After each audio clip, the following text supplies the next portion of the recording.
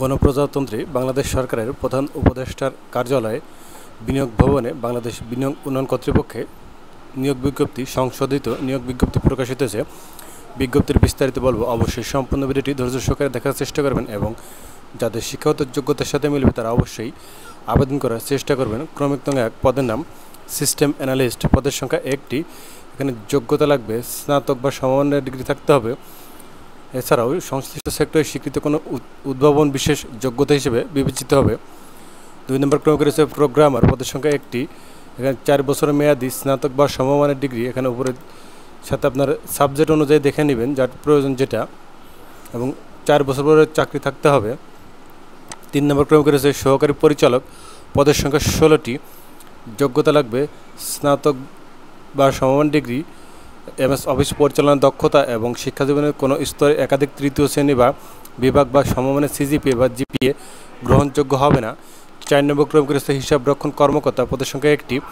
স্নাতকোত্তর ডিগ্রি থাকতে হবে। MS অফিস পরিচালনার দক্ষতা এবং কোনো তৃতীয় বিভাগ বা শ্রেণী গ্রহণযোগ্য হবে না। 5 নম্বর ক্রমিক রয়েছে জনসংযোগ কর্মকর্তা, পদের সংখ্যা 1টি। স্নাতকোত্তর ডিগ্রি থাকতে হবে। MS অফিস পরিচালনার দক্ষতা থাকতে হবে। 6 নম্বর ক্রমিক রয়েছে সহকারী প্রোগ্রামার, পদের সংখ্যা 1টি। এখানে স্নাতক বা সমমানের ডিগ্রি। 7 নম্বর ক্রমিক রয়েছে ফোরম্যান, পদের সংখ্যা 1টি। 4 বছরের মেয়াদি অটোমোবাইল ইঞ্জিনিয়ারিংয়ে 4 বছরের মেয়াদি ডিগ্রি থাকতে হবে, ডিপ্লোমা ডিগ্রি। MS অফিস পরিচালনার দক্ষতা থাকতে হবে। 8 নম্বর ক্রমিক রয়েছে মেইনটেইন সহকারী, পদের সংখ্যা 1টি। এখানে ডিপ্লোমা ডিগ্রি থাকতে হবে। এখানে কম্পিউটার ইঞ্জিনিয়ারিং, কম্পিউটার হার্ডওয়্যার ও সফটওয়্যার পরিচালনার দক্ষতা এবং শিক্ষা জীবনের কোনো ক্ষেত্রেই তৃতীয় বিভাগ বা শ্রেণী গ্রহণযোগ্য হবে না। 9 নম্বর ক্রমিক রয়েছে লাইব্রেরিয়ান, পদের সংখ্যা 1টি। স্নাতক ডিগ্রি, কম্পিউটার দক্ষতা থাকতে হবে। 10 নম্বর ক্রমিক রয়েছে অডিটর, পদের সংখ্যা 2টি। স্নাতক ডিগ্রি থাকতে হবে। MS অফিস পরিচালনার দক্ষতা থাকতে হবে। 11 নম্বর ক্রমিক রয়েছে বিনিয়োগ সহকারী, পদের সংখ্যা 24টি। এখানে স্নাতক পাস, MS অফিস পরিচালনার দক্ষতা থাকতে হবে। 12 নম্বর ক্রমিক রয়েছে অভ্যর্থনাকারী, পদের সংখ্যা 1টি। স্নাতক ডিগ্রি থাকতে হবে। MS অফিস পরিচালনার দক্ষতা থাকতে হবে। 13 নম্বর ক্রমিক রয়েছে ফটোগ্রাফার, পদের সংখ্যা 1টি। স্নাতক ডিগ্রি থাকতে হবে। এছাড়াও শিক্ষা জীবনে কোনো স্তরে তৃতীয় বিভাগ বা শ্রেণী গ্রহণযোগ্য হবে না। 14 নম্বর ক্রমিক রয়েছে লাইব্রেরি সহকারী, পদের সংখ্যা 1টি।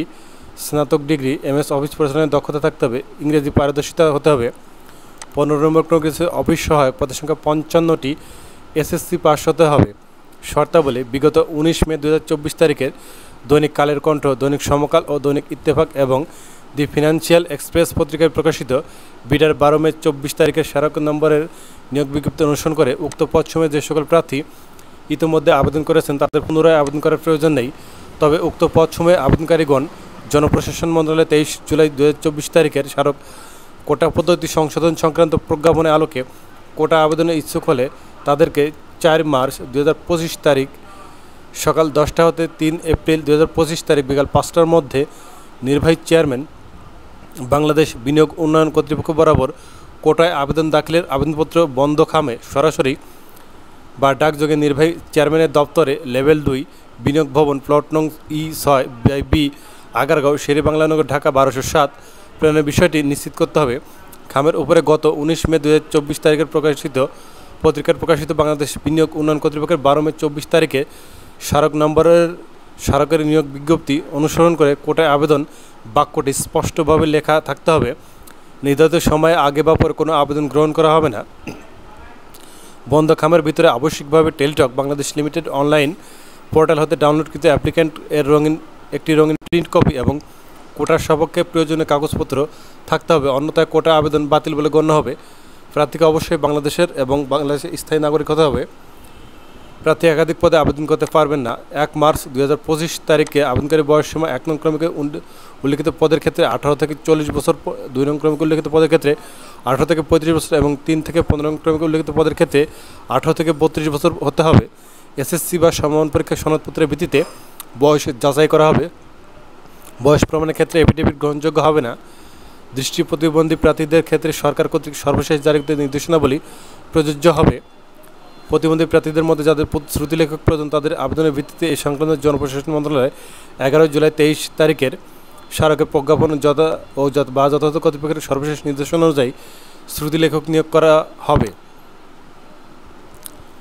সরকারি সরকারি বা আধা সরকারি ও স্বায়ত্তশাসিত সংস্থা কর্মরত প্রার্থীগণকে অবশ্যই যথাযথ কর্তৃপক্ষের অনুমতিক্রমে আবেদন করতে হবে এবং মৌখিক প্রয়োগের সময় এক কপি ছাড়পত্রের মূল কপি জমা দিতে হবে। নিয়োগের ক্ষেত্রে সরকারের সর্বশেষ বিধিবিধান অনুসরণ করা হবে। প্রার্থীকে লিখিত, মৌখিক, ব্যবহারিক পরীক্ষা অংশগ্রহণের জন্য কোনো প্রকার টিএ বা ডিএ প্রদান করা হবে না। প্রার্থীদের যোগ্যতা যাচাই। এখানে নিয়োগ প্রক্রিয়ায় যে কোনো পর্যায়ে প্রার্থী কর্তৃক প্রদত্ত তথ্য বা দাখিলকৃত কাগজপত্র জাল, মিথ্যা বা ভুয়া প্রমাণিত হলে কিংবা পরীক্ষা নকল বা অসৎ উপায় অবলম্বন করলে সংশ্লিষ্ট প্রার্থীর প্রার্থিতা বাতিল করা হবে এবং তার বিরুদ্ধে যথাযথ আইনানুগ ব্যবস্থা গ্রহণ করা হবে।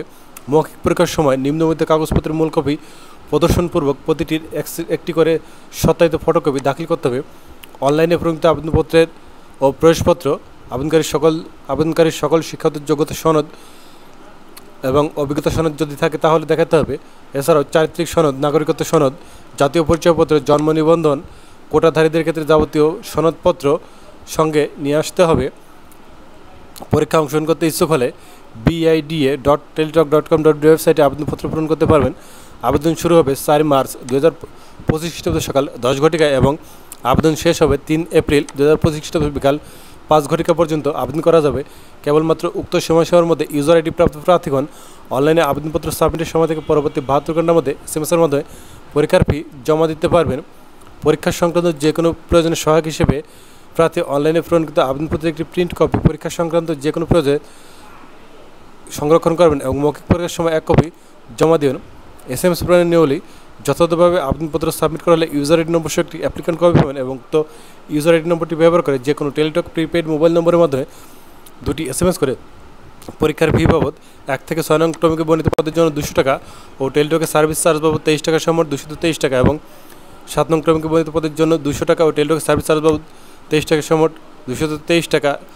8 থেকে 9 নং ক্রমিকে বর্ণিত পদের জন্য 150 টাকা ও টেলিটকের সার্ভিস চার্জ বাবদ 18 টাকা সময় 168 টাকা এবং 10 থেকে 14 নং ক্রমিকে বর্ণিত পদের জন্য 100 টাকা ও টেলিটকের সার্ভিস চার্জ বাবদ 12 টাকা সময় 112 টাকা এবং 15 নং ক্রমিকে বর্ণিত পদের জন্য পরীক্ষার ফি বাবদ 50 টাকা ও টেলিটকের সার্ভিস চার্জ বাবদ 6 টাকা সময় 56 টাকা অনধিক 72 ঘন্টার মধ্যে জমা দিতে হবে।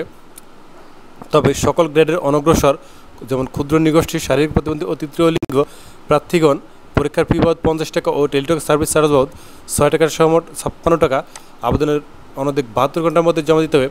বিশেষভাবে উল্লেখ্য যে অনলাইন আবেদনপত্রের সকল অংশ পূরণ করে সাবমিট করা হলে ইউজার আইডি নম্বর এসএমএস টেলিটকের মাধ্যমে এসএমএস ফি প্রদান না করা পর্যন্ত কোনো অবস্থায় আপনার আবেদন গ্রহণযোগ্য হবে না।